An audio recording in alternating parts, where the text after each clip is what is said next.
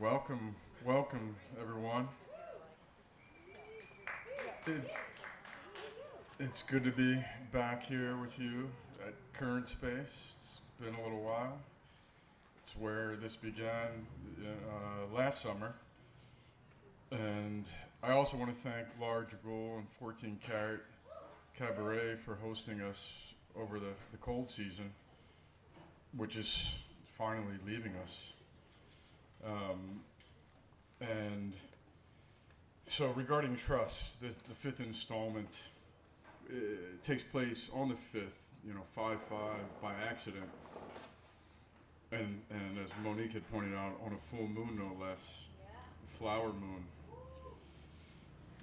So while I did not include artists from Mexico to reflect this day of celebration, my efforts unfortunately fell short, but as some measure of consolation, my friend Eduardo from Mexico informed me that this is not a day there as it has become here. It's not their official Independence Day, which takes place in September, though it has been celebrated in America to some degree since 1863 and does mark an important moment of resistance on the way to independence. In any case, as an associative thinker, I began to think of independence and dependence in the context of trust. Belonging to a species that has the longest period of dependency, it's always struck me since knowing this how exaggerated is that emphasis on independence by comparison to the neglected importance of interdependencies, affinities, community, where trust is basic and its absence, depletion, or even fuller presence can be felt if not measured. And speaking of measure, Laure Drogoul, as hostess of Smell, who you can visit right back there near the hinge from the old Mayflower, whenever you have a chance. She'll be there and share her results at the beginning of the second set. And so, let me see where I was going. First at the beginning, so it's fine. Smell. Yeah, I didn't rehearse that too well. So on another note, I finally settled on a name for this series, Crosscurrence, which is not really a word. It moves to the point of nonsense. For heaven's sake, to quote Wittgenstein, do not be afraid to speak nonsense, but you must pay attention to your nonsense. In this regard, I often think of the playful seriousness of Bill Watterson's Calvin and Hobbes, at least humor as a vital element of exchange, which I look to include more directly near future, along with film and animation, while up to now, and including tonight, it will have been a mix of readings, music, and performance like that of Teresa Columbus and her many friends. As a continuous force in this project, one of a number of people who do return again and again, because I'd like to mix that continuing presence with always a variety. And their work, Teresa and company, Jake Zabawa included, has been in many of these. Their work is a good example of that playful seriousness, which I find so engaging. But if I start naming names, we'll never begin, and I think we'd all like to begin, get on with the show, almost there. So Crosscurrence, a little more. I'll leave open to the imagination the various meanings of this nonsense word for the sake of time, though I do want to acknowledge and emphasize the critical influence of Current Space in this project, yes, but more generally in life and friendship, more specifically to Julianne and Michael, who will be here later, celebrating a birthday with a friend not far away. Oh, he's there. A friend of ours who I still think is guilty of a beautiful crime. More about that later. No, there was this chair thing that happened here after their wedding. Talk to Michael about it. So many others, of course, too, and if lucky, this series will in some small way reflect their beautiful example. Finally, by way of one last example, picking up on the earlier talk of experiments, i.e. Laure Drogoul, and yeah, please visit over there. What are you doing? You want to say anything? So, back to experiments. I'd like to gesture, once more towards the importance of being together, togetherness and vulnerability, exploration and trust. Togetherness, however poor, is more important than food. In a culture that repeatedly asks us to grow thick skin, I am reminded how many moons ago I laughed a good laugh when stumbling on this brief passage of Aristotle, when he says, soft skin is a necessity for wisdom. The experiment that I'm referring to comes ironically from the hard sciences, Harlow's famous surrogate mother experiments that would thankfully not be allowed today. It involved, as you know, baby infant, rhesus monkeys. One infant was placed in a room with a surrogate mother made of wood and wire mesh and also provided food, while the another infant was placed in a room with a surrogate mother made of foam and soft terry cloth, but no food. The infant of the first instance, though provided with food, fared far worse than the infant with no food, but with a softness that proved more valuable. In a related experiment, the infants were placed in a foreign situation, a new environment. If a surrogate mother was also present in the room, the infant would explore and run back to the surrogate when startled, and soon after return to exploring. If no surrogate present, the infants would be paralyzed by fear. The arts, to me, are a bit like the presence of that soft terry cloth, which enables us to stay close to, make room for, the unsettled selves that we are together on earth, leaning perhaps towards the community of those who have nothing in common, to quote the title of one of Alphonso Lingis' books. Tonight he will not read from that book, but a different book, simply called Trust.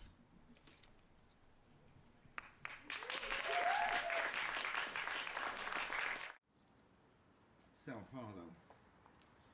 On a side street in downtown Sao Paulo, there's a woman, about 30, not unattractive, seated on some flattened cardboard boxes against a doorway. She has a baby, a large doll. You see her when you go out of your hotel. She is there when you go out in the morning, in the evening, when you come back at night. She never looks at you or holds open a hand to you. A few times you have seen her wash in the fountain in the adjacent square. You have noticed the waiter from a cafeteria at the corner bring her a plate of food after meal times. She does not cling to the doll, rock it, or coo over it like a little girl does. Often it is left to her side as she contemplates the passing scene. Like a real baby, it often seems to tire her or bore her. It is always warm in Sao Paulo. A fixed awning overhead shelters her from the rain. She has a pile of extra clothes. She never begs. She is not a little girl. There is nothing she needs that she does not have. There is nothing she wants, except someone, something to love. Haggard, unrelenting craving to give. You eat sometimes in the adjacent cafeteria. The waiter is young, vigorous. His face has a certain charm. He is certainly ill-paid. He surely does not live around here. He must take a long bus ride here each morning from one of the far-flung favelas that extend the city. In your country, he would be a student or apprentice to a trade. After the meal hour, he takes her a plate of food, handing it to her, not looking at her, not speaking to her. He understands it is not a craving to be loved that is in her. She must have learned as an infant. She must have learned playing with a stray puppy that her frail body is full of pleasures to give. Holding that puppy, but not too tight, her baby hand learned tenderness. In contact with the baby, mouthing and licking her legs and fingers and face, she learned that her hands, her lips are organs that give the pleasures of being kissed.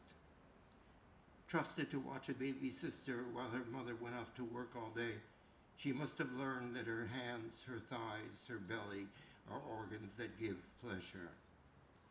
In a slum childhood, abandoned to the streets, she learned how little she needed or wanted. Picked up, fucked, left by a 15-year-old, and by now how many men since. She learned how little she needed or wanted.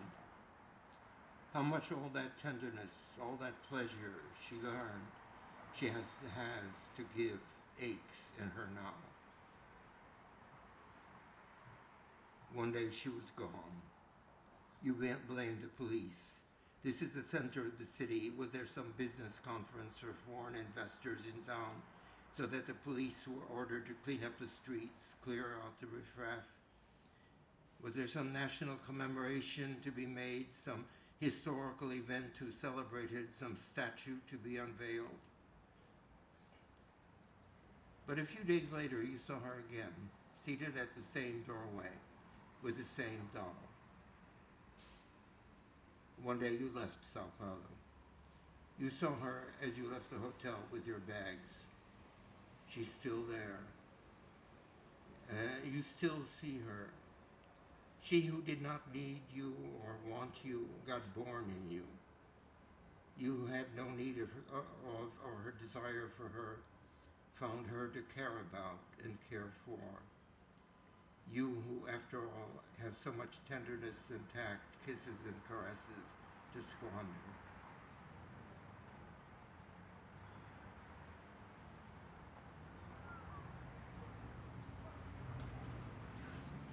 Letters.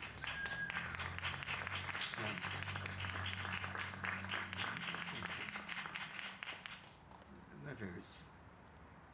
This happened a long time ago, I think about 35 years ago, a lifetime ago. It was a late November day, overcast and cold. I was coming from out west with a younger friend, driving toward Pittsburgh. I began to talk about Pittsburgh, a city where I had taught for 6 years, and began to remember where I had lived, in a little house next to a huge wooded ravine behind the bluff called Mount Washington, overlooking the city. The house had 2 rooms, an attic loft, a basement for the furnace, toilet, and kitchen. I had rented it for $35 a month. The house was left over from a miner's town that had been perched over the ravine.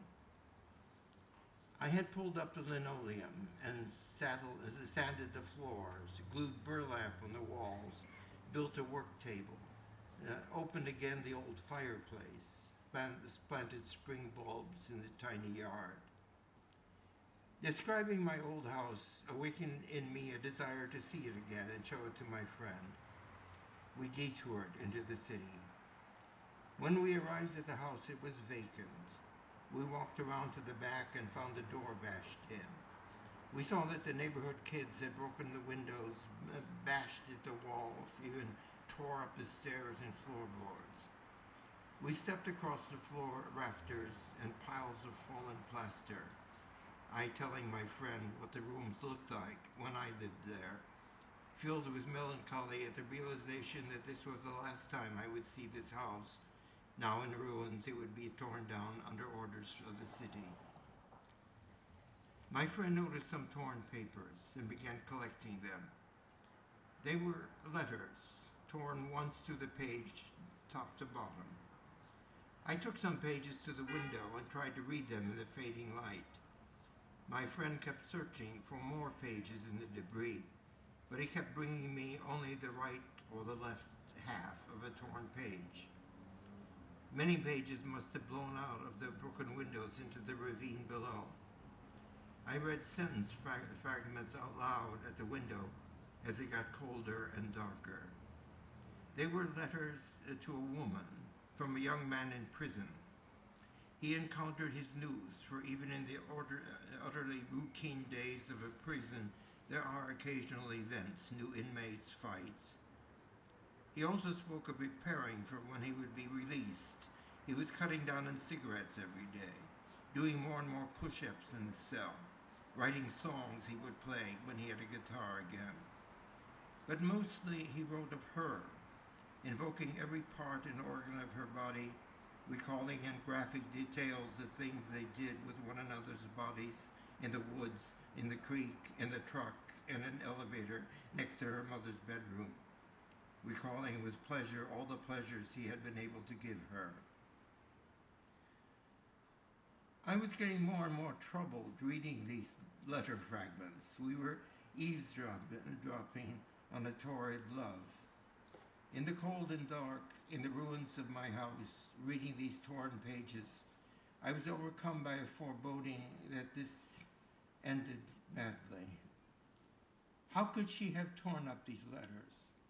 Once in your life you receive a letter, a succession of letters like that. Most people never receive letters of passion. Most people never know what it is to be loved like that. With what conviction he wrote, his incarcerated body so overfull of that good thing, all that pleasure of love he had to give.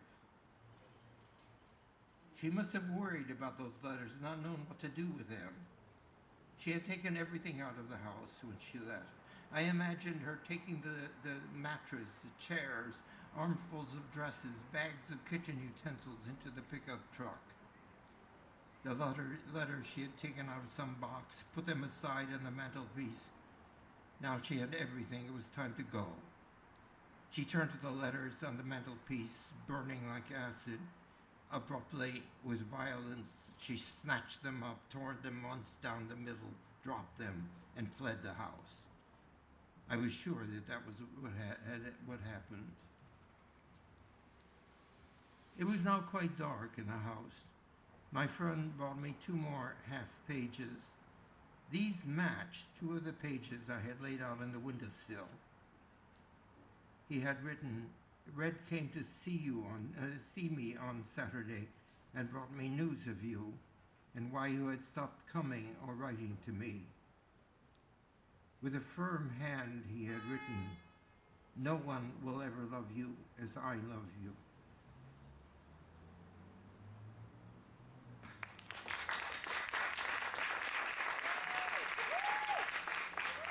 Alphonso Lingis.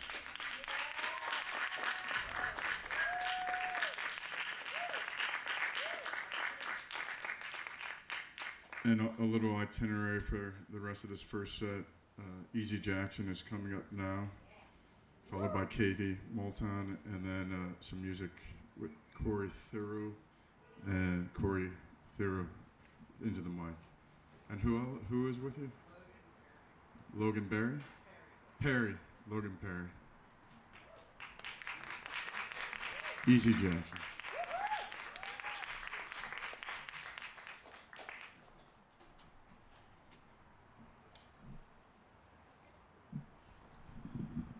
What's poppin'? I'm working on a book that is almost done. That is called Black Boys Don't Cry in Front of Girls. And the last time I was here, the book is a autobiographical collection of poems and short stories. And the last time I was here, I read some of the poems. And tonight I want to read 2 short stories. They are follow-up stories. So it's kind of the same story, but broken up. And short story number 1, Fisher Price, My First Arrest.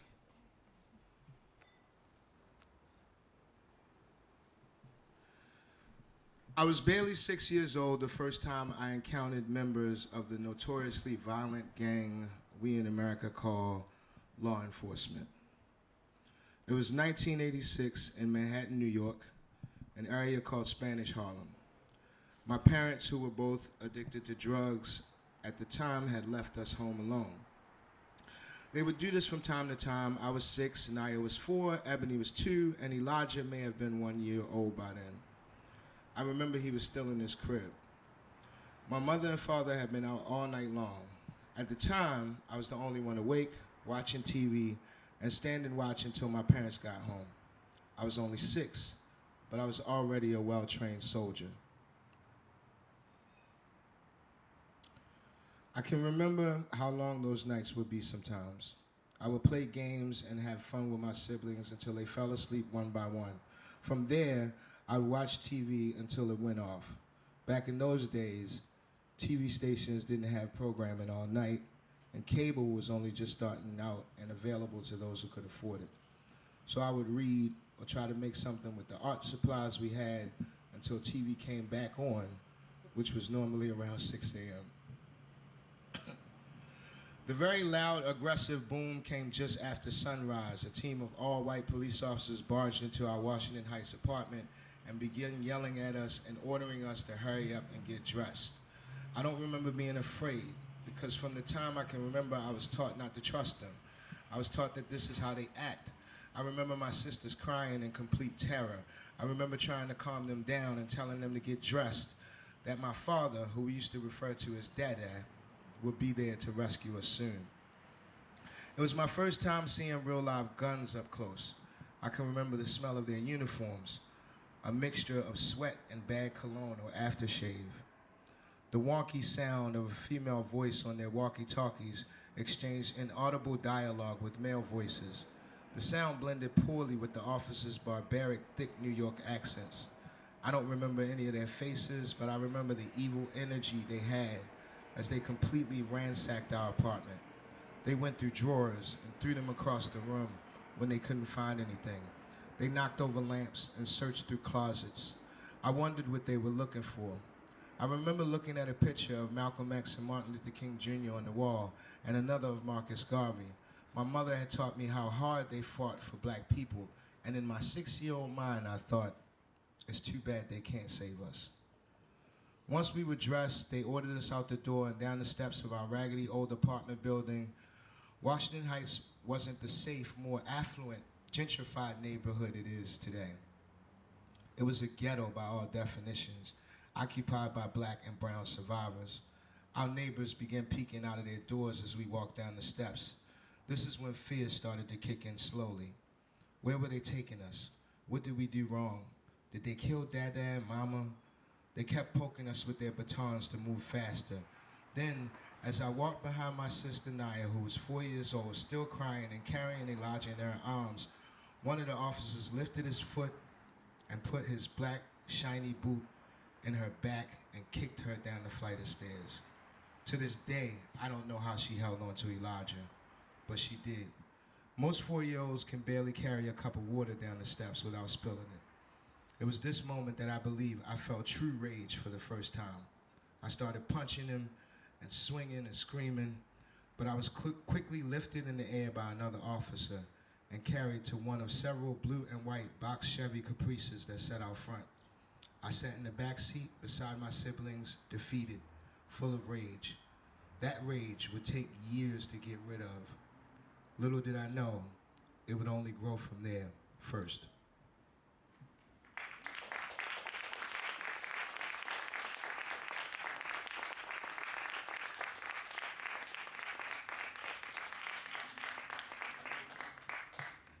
Fisher-Price, My First Arrest, Part 2. Before the police dragged us out of our home, the only other child I'd met that wasn't my sibling was my cousin Kamika. Kamika was and has always been sweet, humble, and wise. She is my mother's sister, Sinead's daughter. Sinead is my mother Juanita's baby sister who followed her to New York to escape Baltimore in the late 70s. Kamika and I are just 3 months apart. She doesn't remember our play dates, but I remember her being as innocent as I was. We just wanted to play with each other like children.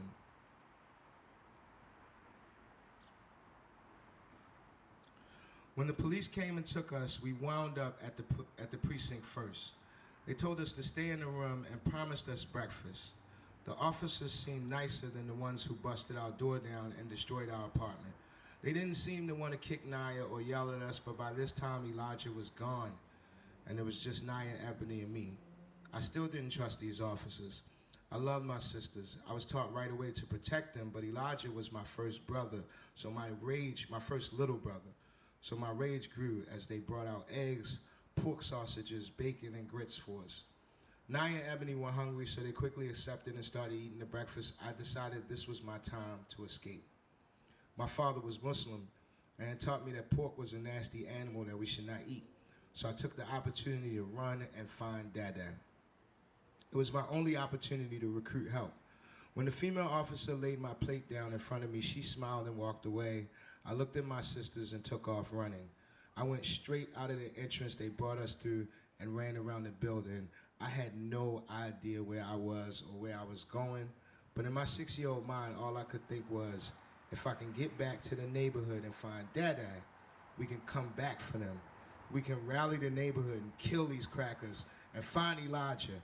What did they do with Elijah? My attempt was futile. 2 cops chased after me, and since I had no idea where I was or where I was going, they quickly caught up to me, lifted me up in the air, brought me back into the precinct, and sat me in front of my nasty pork-filled plate of breakfast. I wasn't hungry. Why would they think I would eat this? They yelled at me, told me that it was a stupid move. I apologized, pretended to eat the breakfast by taking big scoops of eggs and grits. I was not going to touch them sausages. Once they felt I'd learned my lesson, I waited until they let their guard down. I watched all of their moves and went for it again. I ran out the same door, but this time, instead of running right, I ran left and realized again I really didn't know where I was. I had no clue how to get back to the neighborhood, none. This time, there were 3 cops chasing me and one standing in front of me, waiting for me to get close enough to where he could grab me. By this time, I'd grown weary. I'd been up all night.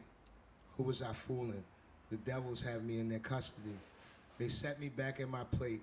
I ate the grits, didn't touch the pork, didn't speak to my sisters who had given in and were being friendly with the female officer, while another female officer kept close to me and would not shut the fuck up. She kept asking me questions and trying to make conversation. What's your name, handsome? How old are you? You're mean, ain't you?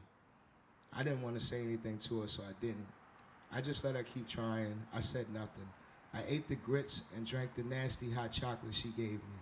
Rage, anger. I'd never felt these emotions, but I didn't know what to do with them, so I stayed silent. Hours passed, night fell. We'd taken several naps, but no one left us unsupervised. They finally put me, Naya, and Ebony in separate blue and white Chevy Caprices, and I would not see my sisters again for a long time. The ride from the precinct felt like the opening intro to the TV show Taxi. Da-da-da, da-da-da-da-da-da-da. Da-da-da, da-da-da-da-da-da-da.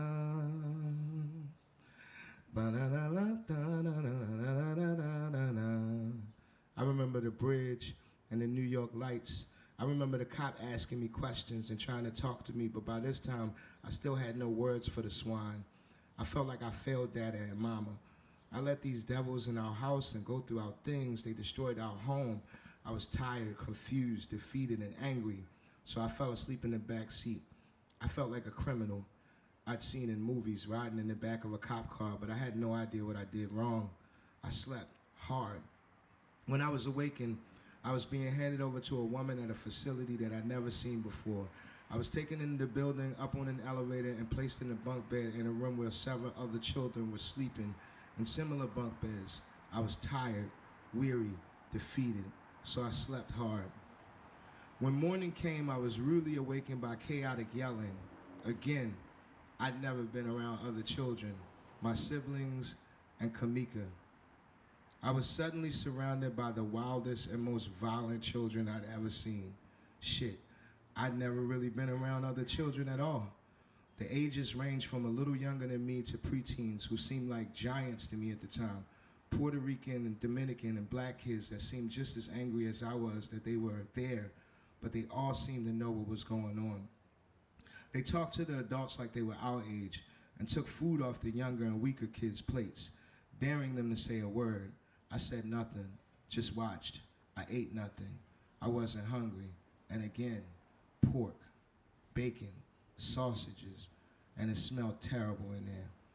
A big Puerto Rican kid walked up to me and said, "Why you not eating? You scared?" I said no, and it came out groggy. I sounded like an old man to me. I hadn't spoken in almost 24 hours. That was the first time that had ever happened.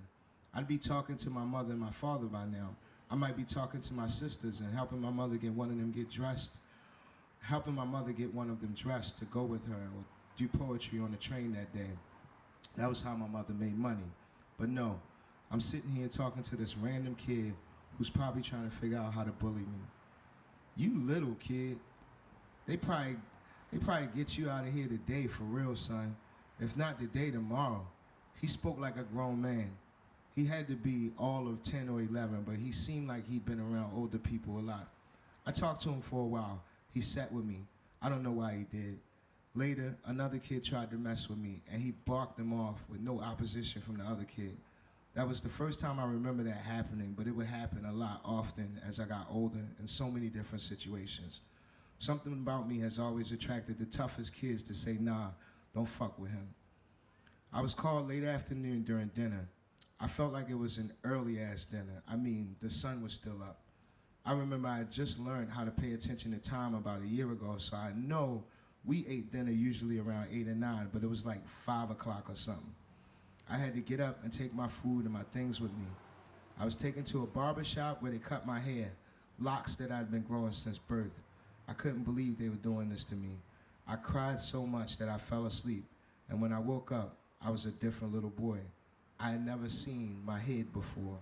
They cut my hair down to a regular, almost bald, and off I was taken to my first foster home.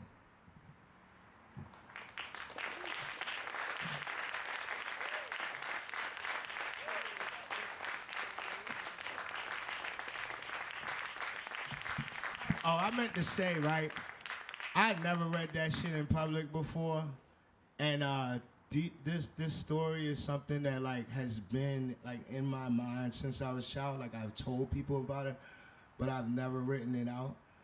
So I just want to thank y'all for the space. Thank you, Andrew, and everybody. I almost cried a couple times just now. That was weird, but thank y'all for listening.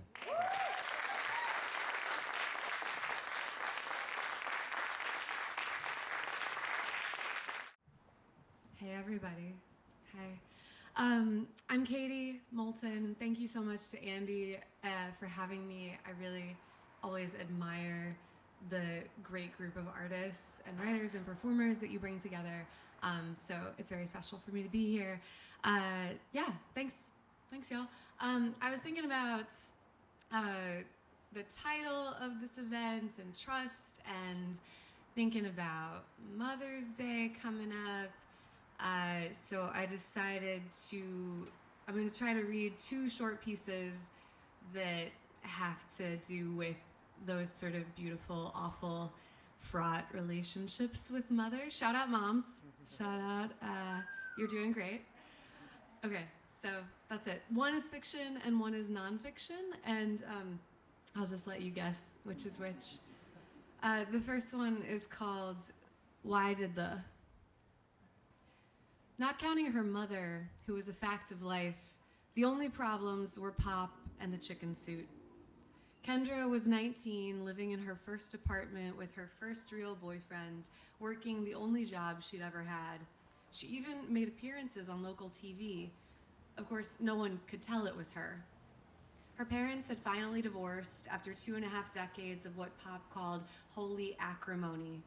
The only real surprise came during negotiations, when her mother won the family business, Cheap Date Liquor and Smokes, the chain of discount liquor stores Pop had spent his life building. After another of Pop's Seagram-soaked phone calls ranting about intellectual property, her mother decided to film a new commercial. In it, the rest of the family gathered in the backyard chanting the slogan, "Cheap, cheap, booze, booze," while Kendra, in the chicken suit, flipped off the trampoline into the above-ground pool. After it aired, Kendra met Pop for breakfast at his usual spot, the only cafe around that still had a smoking section. "I don't blame you," he said. Pop had come up with that slogan, the mascot. She could remember when he'd first shown her the mock-up for an ad featuring a yellow bird wearing a swimsuit giving a thumbs up. "You're already my chickadee," he'd said, plucking at her tuft of blonde ponytail. So for the last 3 years, she had waddled around half-blind at promo events all over the metro area because he paid her well and she was saving up, yes, and because it made him laugh every time. Now she watched the steam rise from his eggs as Pop said, "I won't let Arlene crush me." In the apartment, Kendra sat next to her boyfriend CJ on their hand-me-down couch. He changed the channel while she lined up her phlebotomy textbook with the edge of the coffee table. "I think your dad's a stand-up guy," he said. CJ would think so. After all, Pop let him roll a keg out the back for the after-prom party, and Cheap Date now sponsored his beer league softball team. "Still," he said, "you can't get in the middle of that shit stew." Kendra reread the list of course materials. "Did you know I have to buy a lab coat?" she said. "They have disposables, but I'm getting a real one with cuffs." At Cheap Date's flagship store, Kendra helped her mother stack a pyramid of boxed rosé. Arlene wore a new navy suit but retained her familiar halo of hairspray. "After everything that man put me through," she was saying, "this isn't half what I'm owed." Kendra didn't answer. She still didn't know how to tell her mother about the training program at the community college. She was sure Arlene would be peeved about her switching shifts. She wouldn't understand a career in blood work over one in business, or, as Kendra's duties were called, marketing. Sure, Kendra herself was intimidated by phlebotomy, by the precision required, the many tiny steps. Her head buzzed with vocabulary terms like palpate and hemolyze and venipuncture and Quest Diagnostics. But it was good, stable work. And every night she lulled herself to sleep by imagining the dim white walls of a hospital, a room of steady blinking lights, drawers full of stacked sterile gloves, and tubes everywhere, all around, filled with deep red substance, silently channeling blood to labs and to other bodies. "I think he's sorry for some of it," Kendra mumbled now. "It's just the store is his baby." Her mother snorted. "If this is his baby, what, may I ask, are you?" At the cash register, Kendra rang up the usual bottle for Roy, the rundown regular who showed up at high noon and loitered in the parking lot until the light was low. Roy wheezed, "Where's my sponsor?" She remembered how Pop used to shoot the shit with Roy outside, leaning against the wall. Pop smoking, smoothing his ashy hair when it whipped up over his head. Roy held a paper bag, trying to look natural, but he held it tight. She tried to imagine them young, then pushed the picture away. The men laughed a lot, but she never quite got the joke. "It's not funny," she had said out loud just once. "Why do you encourage him? He's sick, like maybe dying." "I hate to break it to you, honey, but so is everybody," Pop grumbled, "one day at a time." A month after the divorce was final, Pop took what was left of his savings and opened a new store, Hank's Low Price Vice. The location was humble but perfect, in a strip mall beside an extra-long traffic light, an outpost for city-county buses within hitching distance of the river. It also just so happened to be directly across the street from Cheap Date's flagship store. Kendra called his condo. "Mom's going ballistic about the new shop," she said. "Why are you doing this?" "Hell, chickadee." Pop let out a rattly sigh, sounding suddenly tired. "Why do we do anything?" On opening day, Pop's shop had a banner that proclaimed "Divorce Blowout, Freedom Fire Sale." So her mother naturally launched her own campaign, blowing up balloons and slashing prices. She sent for Kendra, technically still on the payroll. CJ recommended she stay out of it, and she did try.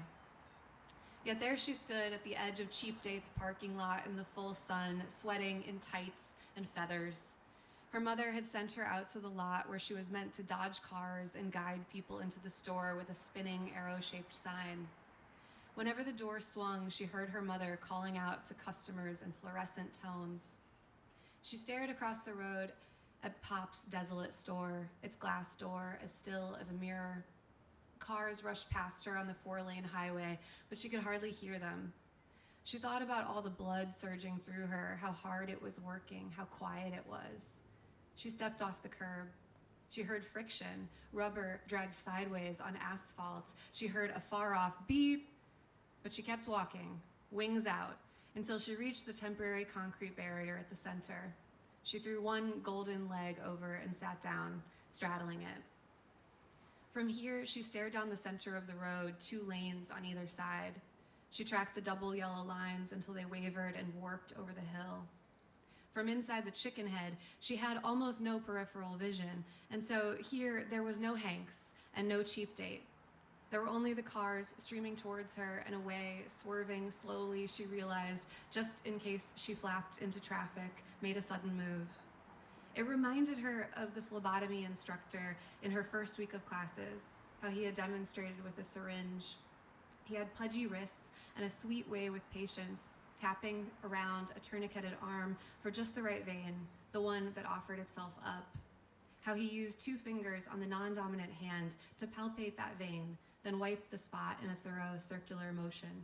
How he counted down for the moment he would stick in the needle, then waited, slowly drawing out the plunger in the smallest of increments. At first, Kendra thought he wasn't moving at all, but he explained that pulling out too fast could ruin the specimen. Sometimes the movement had to be almost imperceptible. This was how he made sure that neither of them, the one with the needle, the one with the blood, didn't go through all of it for nothing. She stood up along the narrow top of the barrier, wobbled, caught her balance. She could go back. She could pick up the arrow-shaped sign. She could defect, play windmill to the Quixote's haunting pop shop. She could cross. She could catch a ride to the softball fields where CJ and their buddies would be playing a doubleheader. She could walk into the bleachers in her feathers, do a cheer, make them all crack up. Instead, she fumbled with the fuzzy, oversized head, popped it off of her own, and let it slip under her wing to the ground. She looked left, then looked right, then straight ahead. Okay. All right. So that's why did the chicken cross the road. Anyway, the next piece is very, very short, and it's called REO Speedwagon. I'm stuck at the top of the Ferris wheel with Mama and her first boyfriend. I anticipated the Ferris wheel. I said, you and Jim go, I'll stay here, and I'll take your picture. But Mama scrunched up her nose and stuck out her lip, and now here we are. We 3 squished thigh to thigh above Vigo County, above the trampled fairground, the demolition derby, the cloud churn on the high horizon, the human bullet, the teenagers blinking and clustering like constellations in the dirt. Me, my widow mother, and the man who long ago sped her to the junior prom in a '67 Chevy cranking REO Speedwagon. We are all too old for this. Mama is nervous. Her palms slide over the rusted lap bar. Jim's hand fidgets on the back of the plastic, his arm draped just near enough her shoulder. Long before she looked twice at the boy who would be my father, how she must have grinned at Jim from the passenger seat, all teeth and teenaged and helpless. Earlier that day, before 40 years somersaulted and collapsed in the twilight of the fairgrounds, Mama and I sat on the floor of the house she grew up in. We were piled so deep in stuff, we couldn't tell anymore what we'd meant to throw out, what we'd meant to donate, to keep. So we sorted photographs. I was about to show her her own wedding album, in particular, my young father, my long dead, young dead father, grinning with hair that curled to the shoulders of his tuxedo, just as she said, "You'll come to the fair, right? It's not really a date, right?" So now I'm here, and Jim is anxious about heights and rickety cages, and Mama is patting his knee, saying, "Remember when REO played Honey Creek Mall?" And I watch the buzz-cut blonde boys swinging the car below us, turning their eyelids inside out. We step off the Ferris wheel, and Mama pulls my wrist in both her hands, winding us through the bare-legged crowds. This world is built, it's demolished, it returns. The animals win prizes, then parade into cages. Miss Vigo County Fair 2012 mucks the goat pen in sash and curls. She shovels and smiles and never drops her crown, even when no one is watching. When we climb the stairs to board something called the Turbo Zipper, Jim hangs back. He smiles, and Mama waves, and I am glad, I guess, that there is finally someone else here to watch her. One more ride, and I will leave them here together, unchaperoned, unrefracted. The two of us climb into a covered car strapped to a circular track. Inside the cage, I sit in front of Mama toboggan style, so close she would not have room even to braid my hair. I say, after this, I'm leaving you, but the ride has already started, and she can't hear. And we hurtle round and round, Mama hollering laughter until the wheels slip sideways beneath us and we spin, leaning in toward the core axis. Her hand grabs my sleeve like a kite string, and still she is laughing, trying to get out a question between breaths, but there's a rattle in the mechanism, and the spinning center lifts, whirls, tilts upside down, spilling pocket change through the bars, and we are laughing inside out until suddenly, at last, it's gone on too long, and the bolts are shimmying, and Mama's breath is clutching tighter to my arm, and I can hear now what she's been asking. Is it okay? Is it okay? Is it? Thank you so much for listening. Appreciate it. Maybe I will say one more thing while they're preparing. It's a little story that's haunted me for as long as it happened, and the reason why I asked Al to read letters earlier from Trust. I shared with Al earlier, but when my dad passed away in 2008, leading up to that time, he was in hospice, and my mother had put out all these photo albums around, and including in the kitchen from all periods of the life. And I was walking down the hallway the day that he had passed, and there was a number of people in the house, but I heard this tearing sound, much like Al had mentioned before. I heard two distinct tearing sounds. And I turned around and went back to the kitchen. Nobody was there, but I saw on the counter among the pictures from their wedding, there was those of them together and separate, and I saw in 4 nearly perfect fragments a picture of just her, and it took me a long time to even ask her, like, what was that, and and when she finally, probably it was a year or so later even, I asked what was going on, and she simply said, I probably didn't like the way I looked, and that was like, for me, that manifest content of a dream that, conceals, much more difficult things to speak about, and as I was preparing for this, and I reread her, Al's letters, and asked her if it reminded her of anything, and there was nothing. And then I had to remind her, and she still clung to that same answer. I probably didn't look good. And anyway, that's why, one of the reasons I wanted that to be read.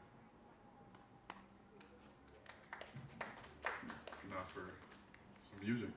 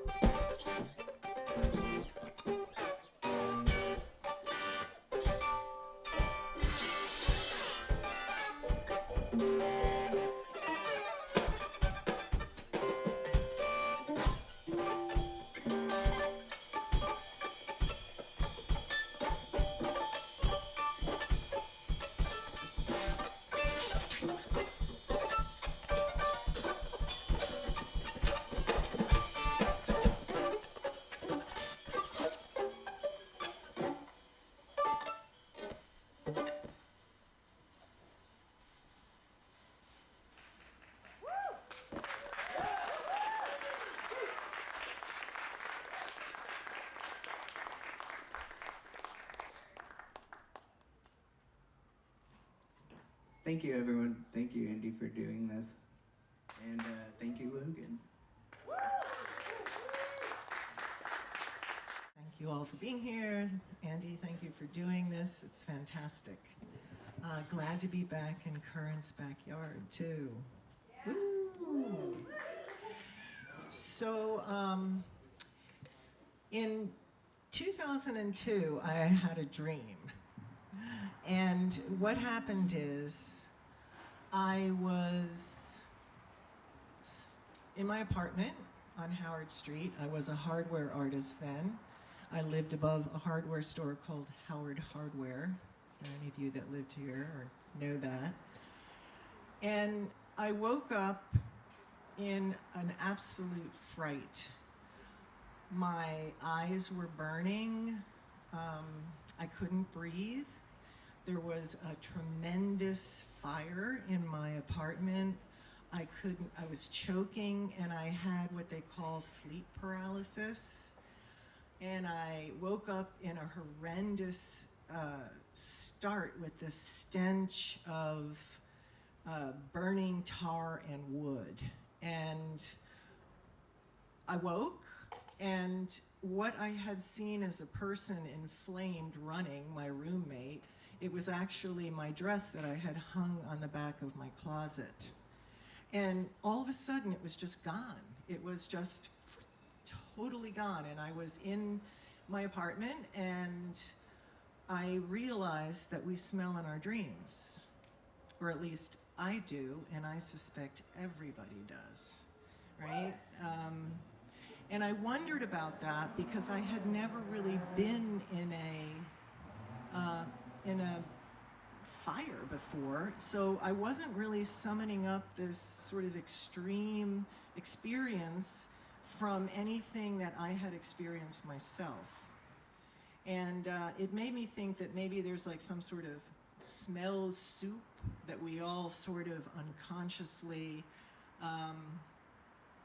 experience and inherit as, you know, being Homo sapiens, right? So from there I decided to explore that further, and I decided to map the smells of Baltimore, right? And so that sort of happened also because my studio at the time was on Fleet Street, which is across from H&S Bakery.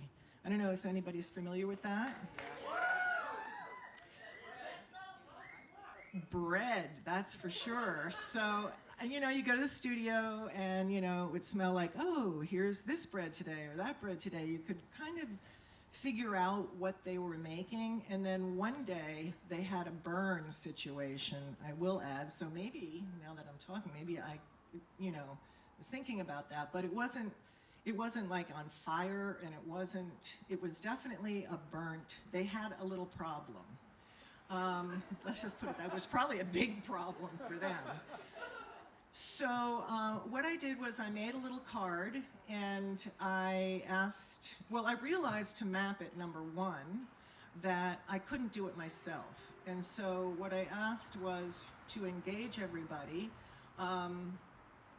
and I made a card, and it asked, you know, where's your favorite place of smell?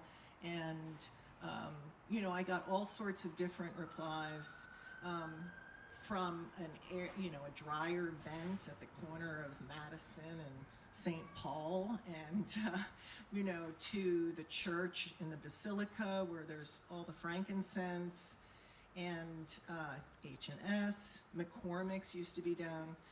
So I took all that information and I kind of made a little installation, and it was at School 33, and which is an art center, not-for-profit art center. And a curator had gone through who was Russian and invited me to take the smells of Baltimore that I had collected to her gallery. She lived between St. Petersburg and New York, and her partner only lived in St. Petersburg. So this story goes through all these different twists and turns. I was like, sure, why not, So I put my passport in a little envelope and I sent it to somewhere in wherever, Brooklyn and 5 weeks later I got visa and I got a plane ticket, and I brought everything that I had collected in 4 great big suitcases, and I went to St. Petersburg. So, and that's incredible, to me. It's like, how do you get to Russia? And so I had an opening there, and I realized when I got there that they had an author named Gogol, I don't know if anybody's familiar, who had written The Nose, and it was a small gallery, maybe about the size of the front room in that one, and I set everything up. I did go to H&S and I asked them for some dough, which they gave me, and I wrapped it up and I put it in a suitcase. I got a lot of Sweet Annie because a lot of the fishermen identified what is Artemisia? It's a really beautiful smelling weed that grows along the water that in Victorian times they had made wreaths from. So I really brought just like smelly stuff and set it up, and I brought a toaster oven and they set it up so it could be compatible, and so they really have the smell of a little bit of Baltimore. The performance that I did there was, I got there and of course nobody spoke English. It was unbelievable. And they put me up in a place that was just like, it was really excellent in many ways. So I was getting really nervous, but what I did was just put a chair in the middle of the room and another chair facing the other way, and I sent I became a smell specimen, and then whoever sat in the other chair was a smell specimen of Russia, and that was, we just smelled each other. And that was the performance. And of course they looked around. And also from that, then I met somebody that spoke English, and we went on tours and collected the smells of St. Petersburg. So after that, I'd been to many other places, and I won't talk about that, but that's how this project started. And I've shuffled through smell from many different perspectives, and I make specimens that are unfamiliar but familiar. Tonight I had very simple ones that I didn't even kind of concoct myself, but smells that we experience every day. And so I'm going to read to you some of my results. I also want to say that I chose truth tonight because of Andy, and also my experience with my dream really led me to believe that I do not trust my nose. And nowadays, obviously, we don't really trust what we see very much, especially since we're in these sort of digital, we're always experiencing like these digital skins, on all these different, so I'm wondering about where our senses sort of fit in, that apparatus that's connected to us, that is us, how that is all, where truth lies in all of that. It's sort of a big question for me. So, I am going to read, I'll tell you first what the questions I asked.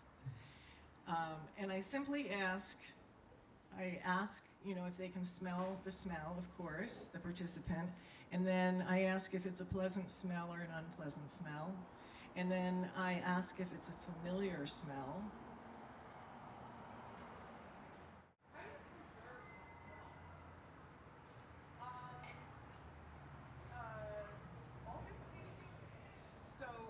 but I'm not sure. These smells, well, you'll hear what they are in a minute, and you'll get an idea. But for instance, you know, there's all different ways, and people that are incredibly sophisticated with all sorts of, I mean, it's an ancient art, really. So we can talk later about that, because I'm fascinated with that too. I mean, that's been really hard. That's why I had to bring all the stuff there, because, you know, how do I bring that absolute smell of bread from H&S to there to have them experience the smell of that fresh baked bread, and is that different than their face, you know, their bread? So that's why I brought all this stuff. So tonight, I had 3 people come, 3 brave souls, and, all right. So I'm not gonna say who they are, I'm just gonna tell you the results, though you may correct me if you came up and I'm saying it wrong. So, so the first smell that I gave somebody was Vaseline, right? And it was a pleasant smell, and it was a familiar smell, and it was a perfumery smell. And it smelled like burnt orange. It was an Asian scent, like chai. And it had a slight burnt smell to it, which I thought was really great, because the Vaseline that I have is carbonated, so it is sort of like, has a low burn to it. So, and you know, they were amazed that it was Vaseline, of course. The second smell was unpleasant, and it smelled like a jungle, and it was like a perfumed decay of flower that was, you know, was dead and had recently died, and it was very pungent. And that smell was aspirin. So all I did was grind up aspirin and put it in a bottle. And, it is very, very pungent. And I think aspirin originally came from a willow, and it's a very, again, a very, very old remedy, though I'm sure now it's chemical, but it's very familiar to me. I don't know how it is with other people. So the third smell was pleasant. It was in the past. It was warm, a warm reddish brown scent. It was like an ember. And it was familiar in the past. And that was an essential oil of pine. So it was a pine needle smell. And it was pine needle, but of course, you didn't know it was pine needle. All right. Let's see. So I just used those 3 basic ingredients, and I got responses that were very interesting. One person said that the machine oil was very pleasant, and it smelled like an orchard, and it was very clean. So they felt cleanliness in that. And then the pine needle smell, the same person, it was childhood, like a group, like a sickness, and what? Croup. Croup. Really? What? How do you spell that? C-R-O-U-P. Croup. Wow, I'd never heard of that before. Anyway, and the smell, your memory and association to that was being cared for, which I thought was really interesting. So this one last person was very interesting because the memories and associations were very, very, I think, hard for the machine oil. It was not a good smell. It was a memory that you don't want to get away as fast as possible. It was a terrible smell, which I thought was super interesting, and it was half familiar. And later, when I spoke with, who was that with the machine oil? Yeah.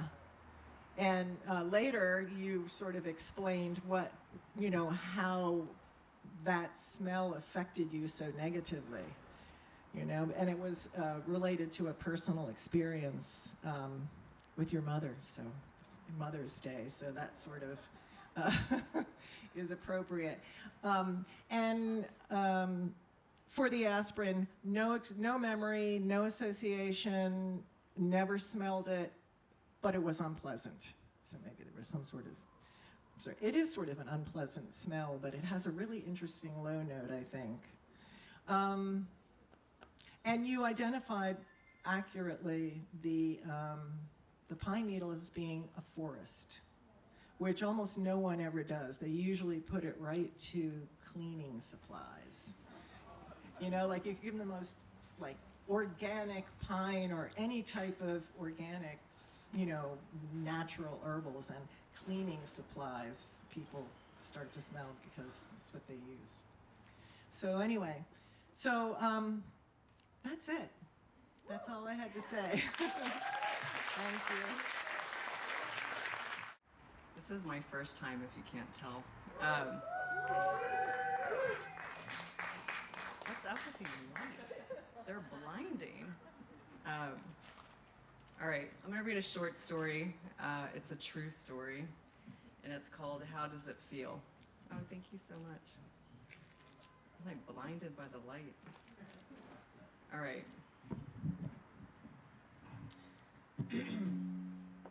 Did you ever die for a millisecond? Did you ever eat a weed gummy after an intense weekend that involved spreading your dad's ashes in the Gulf of Mexico after carrying them around from house to house over the span of 15 years, even losing them at one point, then finally spreading them with one of your 4 brothers and mom, who was wearing a leopard print bathing suit in an inflatable raft into the warm waters of Galveston, not far from the shoreline because it was harder to paddle out than imagined, and the ashes ended up in your mom's foul face, including her mouth, and your brother tells her she deserved it. The Google search results for spreading ashes in a body of water tells you to use flowers as visual symbols for the ceremony. As you watch the flowers get absorbed into the horizon, your brother says, "That's nice." The next day, you visit your other brother at his halfway house and take him to McDonald's for lunch, where you watch him devour a Big Mac with all the sauces running down his face and hands, while 5 TV monitors are airing a zombie show with people being eaten and blood spraying everywhere. Meanwhile, a McDonald's employee who is a dwarf is waxing the floor, and you know that their height shouldn't matter, but it does because you grew up in the 90s watching Twin Peaks. Afterward, you drop your brother back off at the desolate halfway house, where thankfully there's one big tree in the yard because it's hot as hell because it's Houston and the heat is fucking oppressive. But at least that tree is there to provide shade while you trim your brother's fingernails because your mom asked you to, because he's too mentally far gone to care. So you do it with sweat streaming down your face, and it kind of makes you gag because his fingers are cigarette stained and gross and still have McDonald's sauces on them. And for a moment, you share a sliver of your childhood. Then you say goodbye, knowing you may never see him again. But he tells you he'll see you at a party because he may actually see you at a party because he lives in another dimension, because they say he has bipolar schizoaffective disorder. Where was I? Fuck, lost it. You drive away in your first car rental while visiting Houston because you want to be in control. And you think you've made it out free from falling apart, but then you end your visit by eating a weed gummy with a childhood friend. But the gummy was part of a larger mass of melted gummies, so you don't actually know how much THC is in it, but you eat it anyways. And well, the THC really settles in there after an hour. and you begin to not feel right. And then you begin to feel like you may actually die from a panic attack. And you beg your childhood friend and her husband to take you to the emergency room. Meanwhile, you're thinking about how you're a grown-ass adult with a child back at home in Baltimore, and you just can't die for the sake of her future. Your friends don't take you to the emergency room because they convince you it is not a hospital any human would want to be in, so you stay put. Then you beg your friend to find the Pixar movie Finding Dory, because you remember another friend saying it made him feel safe to watch animated movies. And you remember Finding Dory was a sweet movie, but you're so high that you begin to think you are Dory, looking for the family you lost. And you really begin to unravel all parts of yourself, and you realize that actually you're not in control, and that your body is, and it is on its period, and it wants to vomit, and it wants to cry, and it wants to snot, and it wants you to shit yourself, and it wants you to feel like you have wads of cotton in your mouth. And it seems like your friend is having a very different trip than you. Even though she ate from the same big mass of melted gummies. As you are writhing around on your friend's kitchen floor, which is made out of cement, your friend stands over you and asks, "How does it feel? How does it feel to fall apart? You're not a rock, you know."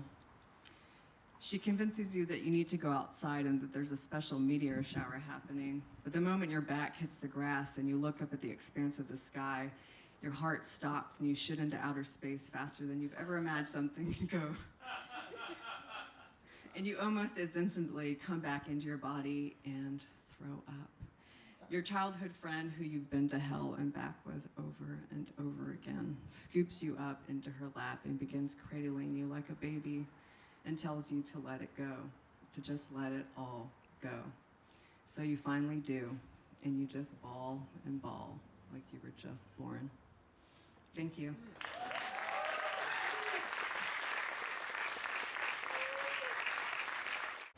I'm Isaac, and I'm with Teresa Columbus and Jacob Zabawa, and this is a little piece from our new show coming up called Tweets You Can Hold, a fashion presentation. Thank you.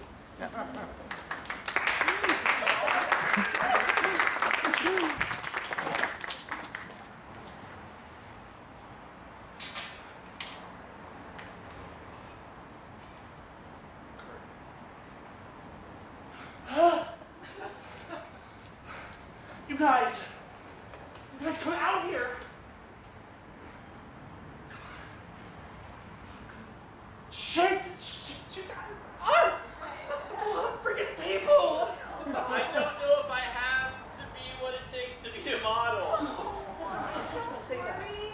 I mean, we have done so much acting training that I'm sure we have the skill to convey runway model. If you think about it, modeling is just another acting, and fashion is just another form of theater. Back when I was in my bed, I was way more confident. Well, I mean, I'm getting a little nervous. They're going to want us to be all serious and fashiony. Why did we schedule our pool day on such an important day when we have such an important obligation? I mean, we've done so much work to make all emotion just fall from our faces. I don't know if I can do this. I'm freaking out. Isaac, it's okay. You're the best partner I know. Oh my God, that's it. Let's do angel showers. Oh my God. Yeah, we can all do them for each other.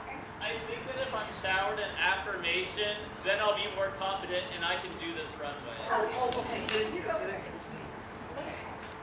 Jacob, when you make your famous rice and beans, it is the most delicious rice and beans I've ever tasted in my life. Thank you.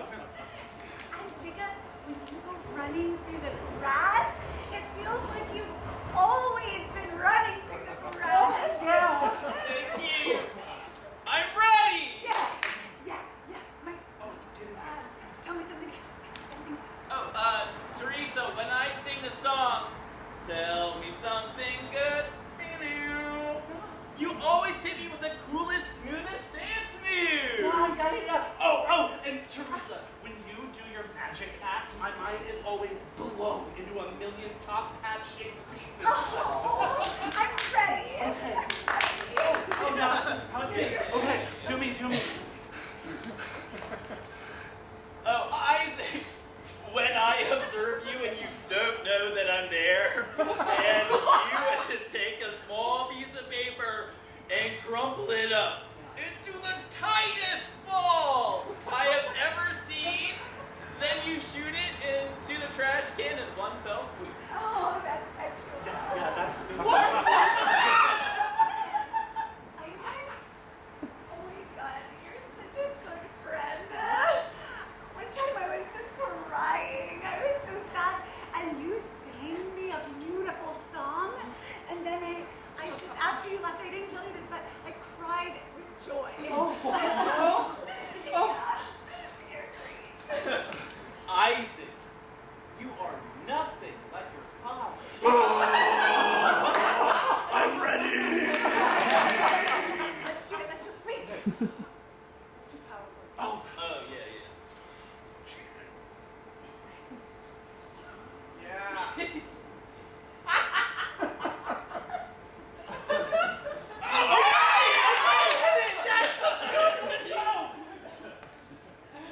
Isaac, your phone needs affirmation. It needs my face and my password. Stop it!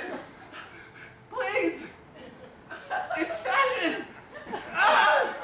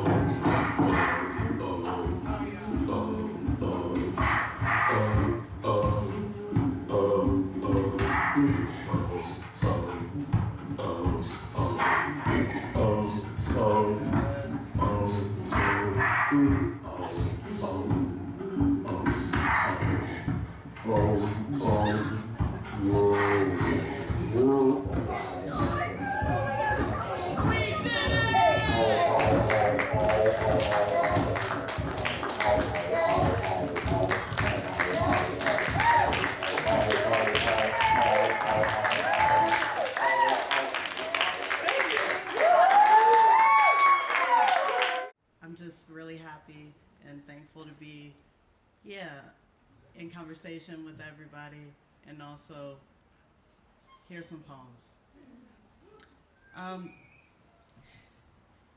This first one's a painting, so it's an ekphrastic. It's a poem inspired by a painting by Noah Davis. Man with alien and shotgun. Man with alien and shotgun selling 2-minute clocks, high above and out of focus pass, invisible from the street. My first decapitation was a sweetheart. In the back seat hereafter of a good pollen-covered car, glass arched under the wearing ceiling fan, pounding mornings in the floor with my moonroof forehead. The more cars they make, the more people die. All it takes is a half inch of another moment's thigh. Sometimes it's good to be afraid of the future.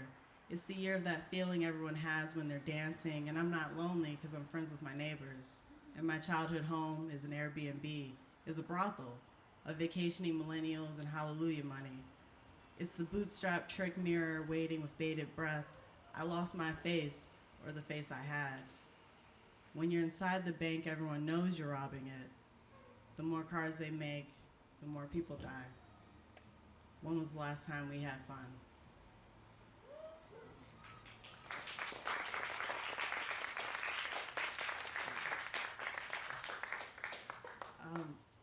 This is a poem about a date I went on with my partner Agata at Sugarvale. Contrary to popular beliefs, I have my hurts. That's the title. It's already very emotional. Contrary to popular beliefs, I have my hurts. On Saturday at the bar, every time I went to order drinks, I kept lifting my right leg as though there was a step beneath the counter between the bar wall and the floor tiles, as though there was an invisible stair waiting for my languishing foot to punch it down.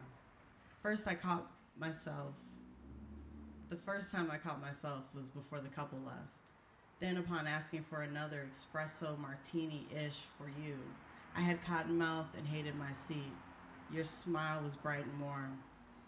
Our table was wobbly.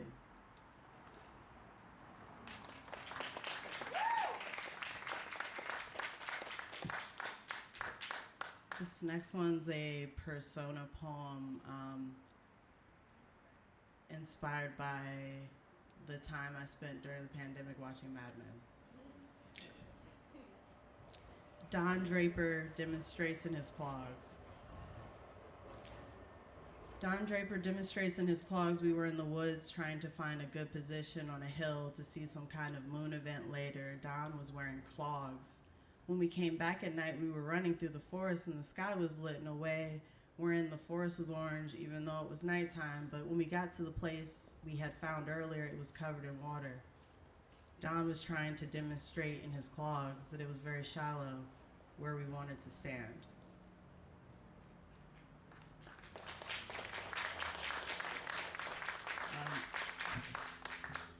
These are pretty short, these next two. Yeah. This first one's called Hurt Mouth Amount. A hurt mouth amount. The less I check the weather app, the better the weather gets.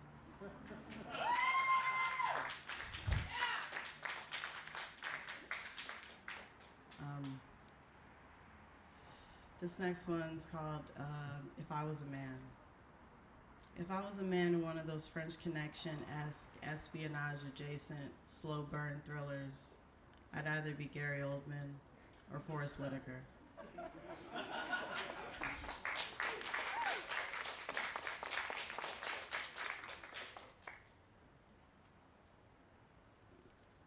This one's a little bit of like an amorphization, right? So, I don't know, I guess also climate grief, whatever.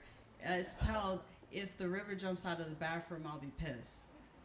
If the river jumps out of the bathroom when I'm getting ready for bed around 1 a.m. and now it's 4 and I'm on cup of tea number 3, she's walked in twice to see if I'm still looking for her, which I'm not because that's her favorite game. I sketched this bird picture while worrying inside, trying to not look out the door. I can hear her outside on the leaves. That idiot.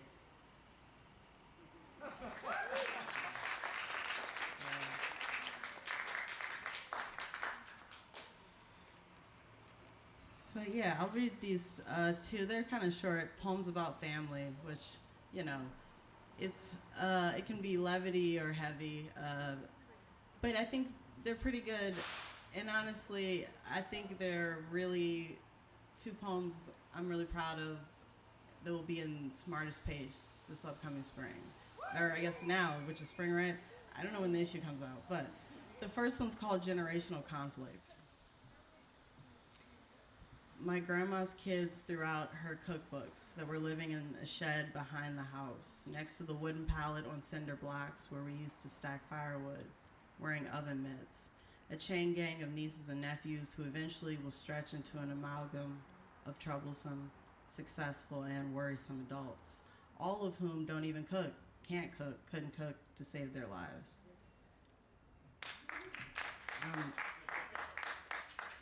This one's called Bob Kaufman-like Tendencies.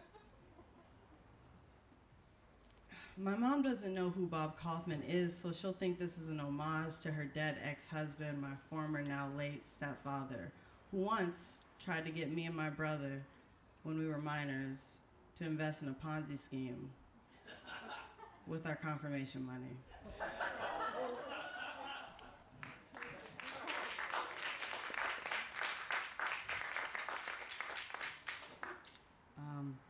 Yeah, this one's a cento. Cento is a poem that's made up of other lines from other poets. I've been thinking about artificial intelligence a lot lately, and I guess this is like my antidote against or for artificial intelligence. Yeah, this one's called Perpetual Resin. It actually appears in the Hopkins Review. Perpetual Resin. Perpetual resin for a gripping narrative that was itself perpetually given. Because the day demanded money, the bill arrives as a eulogy, itemized with the ancient genitals blacked out, our faces a chocolate bar, facing the night. But when I need to die, who will light the fire? Night blooming flower being pried open in the morning, like seeing like things the same, dimmed through the misty panes and thick green light. A harpoon in my flesh, I nodded. To shave your face, you took off your wig, zigzagging through who wakes first and from which dream. Is paradise an island of perfection? The house bristles, the future bursts. There is a ghost. Its height pierces the low cloud. My steps toe to heel to toe, counting the lengths of air from each palm. With girls for hollow stamens ribbed with joys, two Caesarean scars, taking guitar lessons and what ceases to tick just before dawn cannot be my heart, being hung as in we grow as we are. But can I imagine her high, thin song when she returns from the hunt?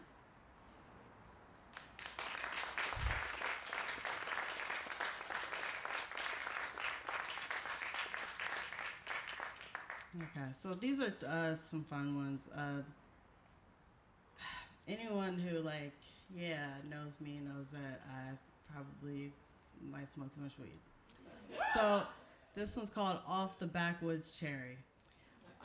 Off the backwoods cherry, oh, how the duvet glows, like a tongue in my pocket. Luckily, neither I nor you are oak trees, or cherries in some kind of disturbance adjacent to confectionery labor.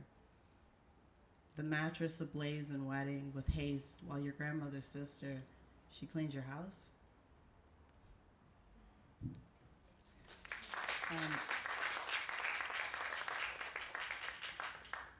I guess a couple, like two more. I don't want to go over. This one's an Ars Poetica. A poem about poetry. Turning the head of a rake on its side. Robitussin and Traumaline. I licked Gwendolyn Brooks' grave in a fever dream. I wasn't afraid of dying on the flight home. Dextromorphetan, I was better with words when I wasn't with them. Little is new written small on a mirror in Philadelphia next to the hole in the wall in the shape of my running body. One ear than the other, barely visible in the dust of the standing crowd. So much is different, but I am not better. In my literary dreams, Carl Phillips plays me, playing myself. Norman Mailer gives me a hand job. During intermission, Susan Sontag whispers in my ear that she has to go to the bathroom. Perhaps this is blasphemous, but Philomene is there too, I swear to God. In the bathroom with Susan, together, in perfect unison, reciting Auden.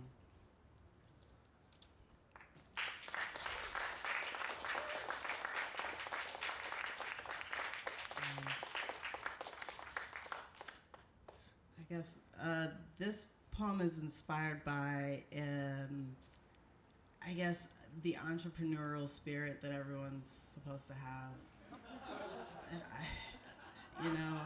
And so it's titled On the Tiniest of Budgets. On the tiniest of budgets, I buy a Groupon for a palm reading downtown from a woman halfway leaning off a circa 97 purple Mitsubishi, halfway facing a valet kiosk, couched between a corner store and 2 different $40 hourly 10-level parking garages adjacent to the Spiritual Information Center. Sporting windbreaker Adidas shorts beneath a ruined plaid vest, battered loafers, and finished off with church-going socks, detailing a demon summoning gone wrong. Dealing blackjack off the tarot deck, simultaneously playing spades, simultaneously trying to sell me a blue rock for $100.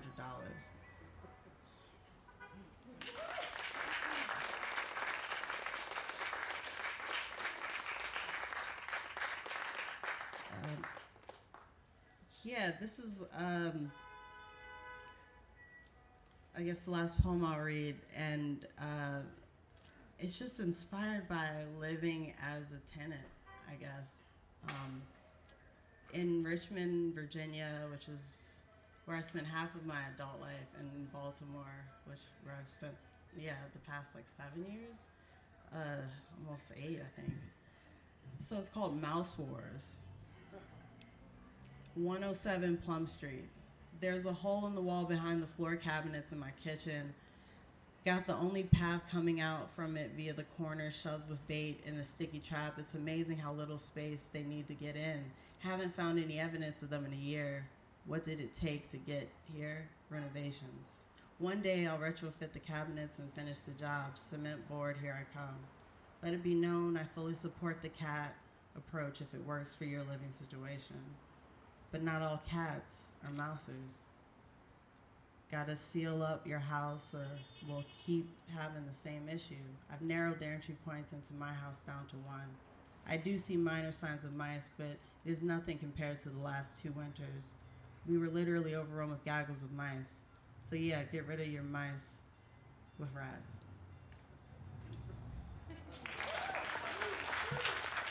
Thank you so much. All right. Thank you.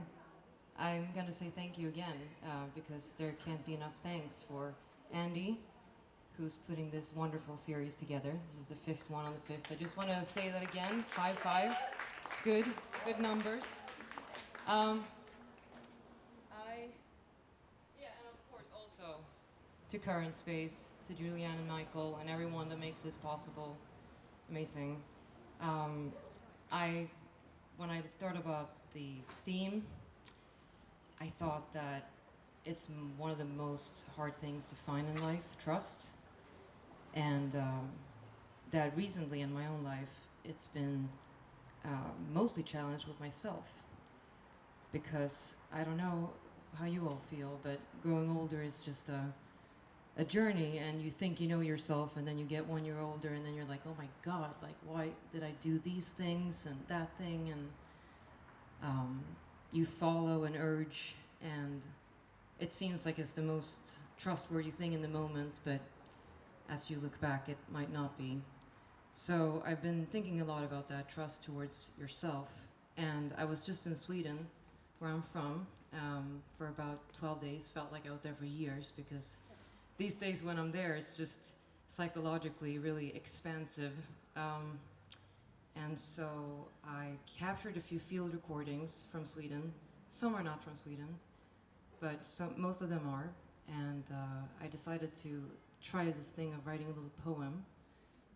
So that's what you're going to hear first.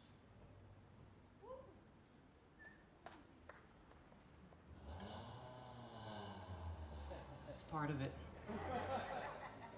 Riff raff.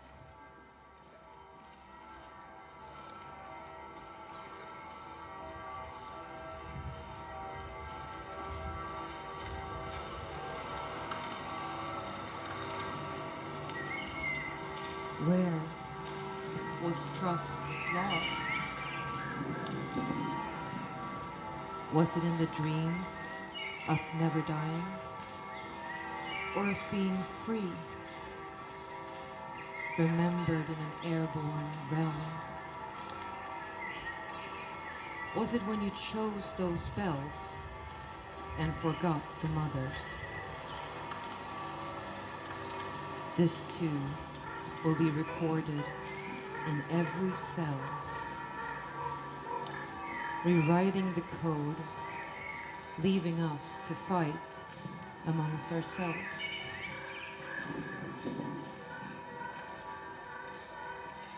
And in nature, the impulse towards reward, the wide road of convictions paved through our minds. How can I break the stone to find the seed? The lush green pathways I used to walk with ease, hand in hand with trust. Slowly they turn into busy streets as innocents fall into a deep lake. Here I try to swim without scarring the ones I love, with my automatic subconscious projector machine. I am sinking slowly to the bottom where all life begins. I breathe, balance, forgive. I am, was, will. Find peace, trust, and be still.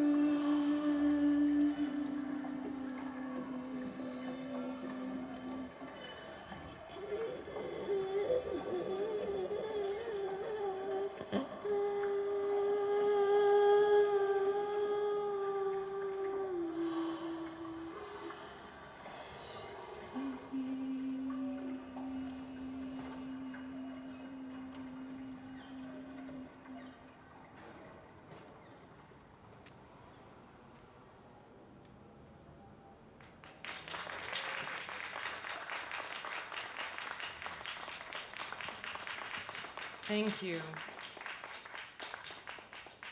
All right, onward to a little song.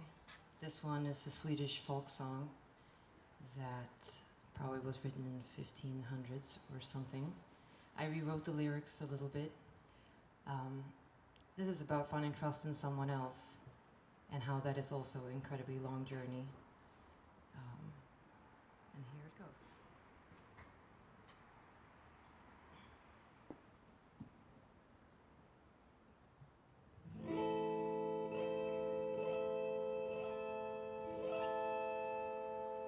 Endast en gång såg jag den man. Mina ögon blev som förvända, så som solen strålade han. Rask så vilsen världen förvända. Han såg på mig och han log. Han tog min ros och log. Sen började vilken dag, men vi kan inte säga det.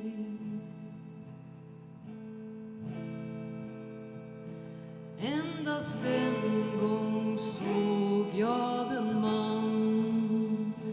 Mina ögon blev som förvända, så som solen strålade han. Liksom bark och varv i förvända. Han såg på mig och han log. Han tog man var för dag, men nu bögade mig för barn.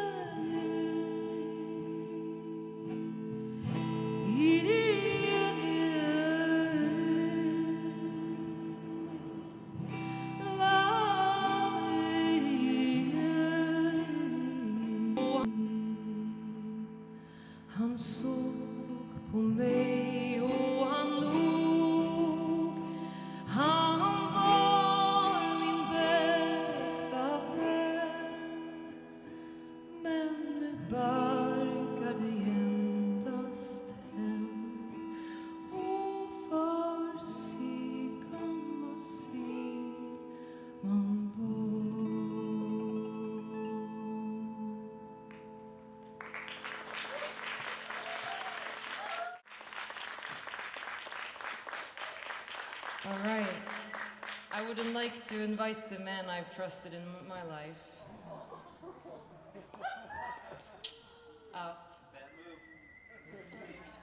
I don't know.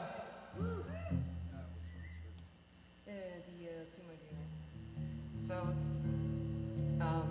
also regarding trust, trusting parents, trusting a father who was a space cadet, now up here somewhere, and just learning so much more about someone else sometimes after they're not here to exactly talk to. But this is to him.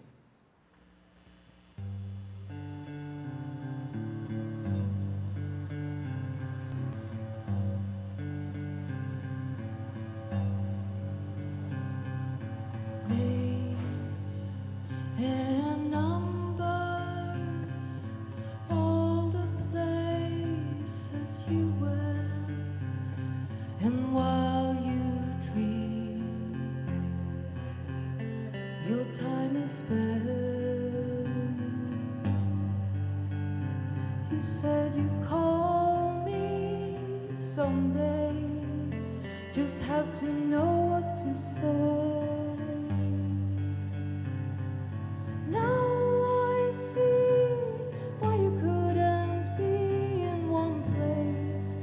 Escaped in a haze, oil on water, drifting slowly away.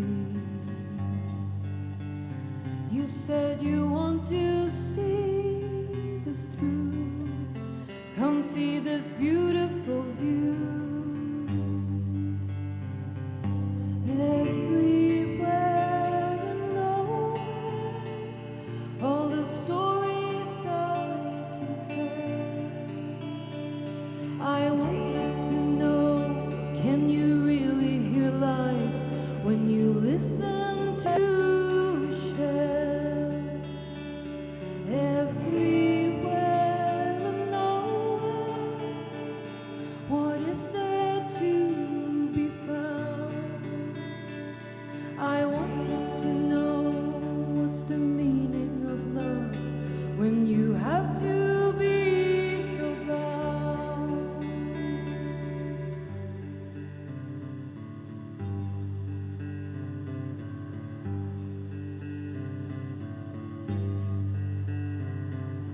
Time, it is running faster than you can escape, and while you dream, someone's away. You said you'd come here someday, just have to find your own way.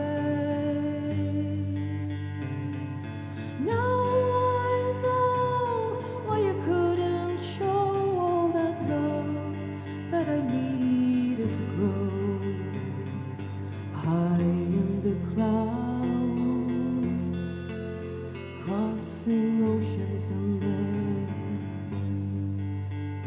You took me all over the world and said it's all in your head.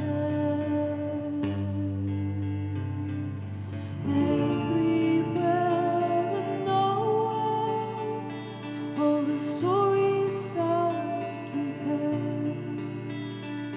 I wanted to know, can you really hear life when you listen to Shell?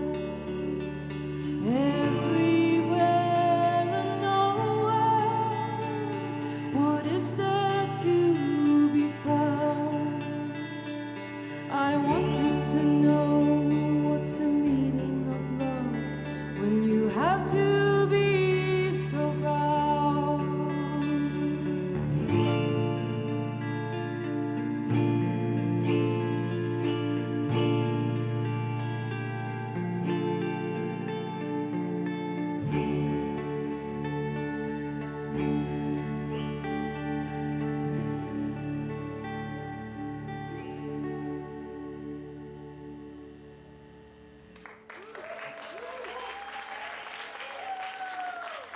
Thanks so much.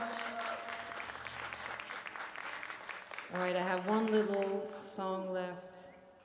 This is back to how do you trust yourself when you have some manic episodes, you know? And you go all the way down, and then you find your way again. All right.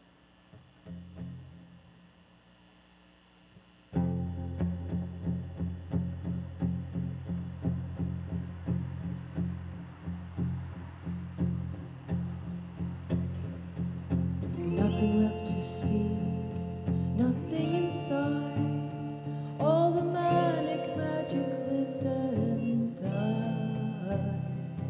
I ran and I ran, so they wouldn't find me. No one taught me how to stand or stay, how to understand and trust my way. Is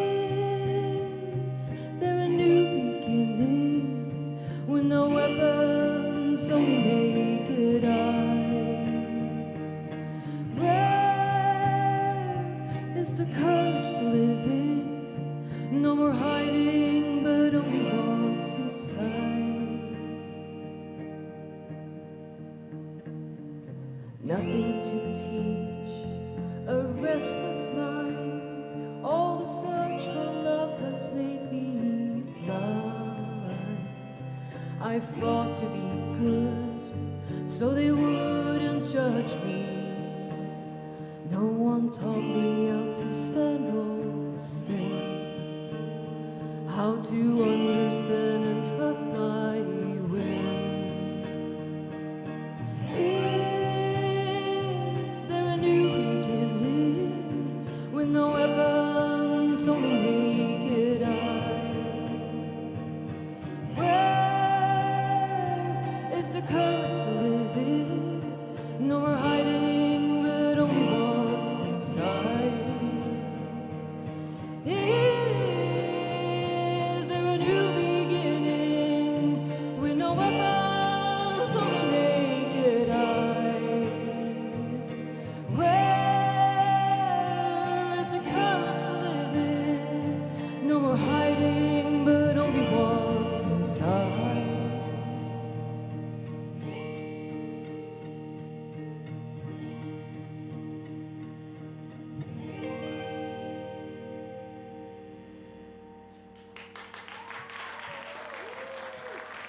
Thank you for a wonderful night. It's been truly inspiring and wonderful. Steve and Hanna, thanks for everyone that has performed, and Andy and Karen. Thank you.